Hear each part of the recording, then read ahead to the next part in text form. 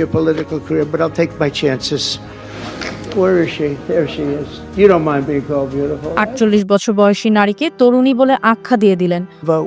A young woman who's I'm not allowed to say it because usually it's the end of your political career if you say it. She's a beautiful young woman now. শুধু আমেরিকার প্রেসিডেন্টই নন, বিশ্বের আরেক ক্ষমতাধর দেশের সরকার প্রধানও পটে গেছেন ওই নারীর রূপেই। দেশটির প্রেসিডেন্ট রিসেপ তাইয়েপ এরদোয়ান প্রকাশ্যে তার রূপের প্রশংসা করলেন, ওই নারীকে ধূমপান ছাড়াতে চাইলেন।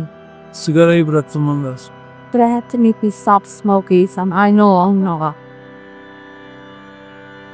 দুই বিশ্ব নেতার এমন উচ্ছ্বাস দেখে কপালে চোখ উঠে গাজা শান্তি সম্মেলনে মঞ্চে উপস্থিত বিশ্ব নেতাদের।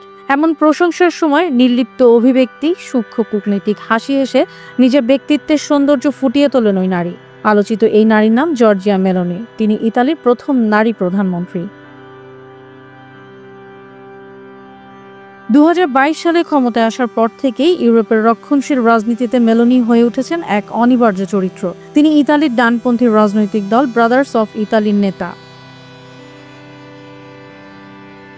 এই সুন্দরী জনপ্রিয়তা শুরু হয়েছে অনেক আগে। 2019 সালে ইউরোপীয় পার্লামেন্ট নির্বাচনে তার দল 6% বেশি ভোট পায়। ঠিক সেই বছর রোমে এক ভাষণে তিনি বলেছিলেন, আমি জর্জিয়া, আমি একজন নারী, আমি একজন মা, আমি ইতালীয়, আমি খ্রিস্টান, আর তুমি এটা আমার কাছ থেকে কেড়ে নিতে পারবে না। তখন থেকেই তিনি শুধু ইতালির নয়, আন্তর্জাতিক রাজনীতিতে ব্যাপক জনপ্রিয় মুখে পরিণত হন।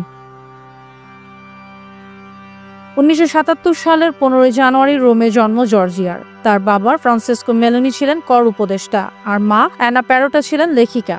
ছোটবেলাতেই বাবা পরিবার ছেড়ে চলে যান। রোমের সাধারণ পরিবেশে মাই তাকে বড় করে তোলেন। 2015 সালে ইতালির এক টেলিভিশন চ্যানেলের সাংবাদিকের সঙ্গে তিনি লিভ ইন সম্পর্ক গড়েন। পরে এক কন্যা সন্তানের জননী হন। 2023 সালে ওই সাংবাদিকের কাছ থেকে আলাদা হয়ে যান।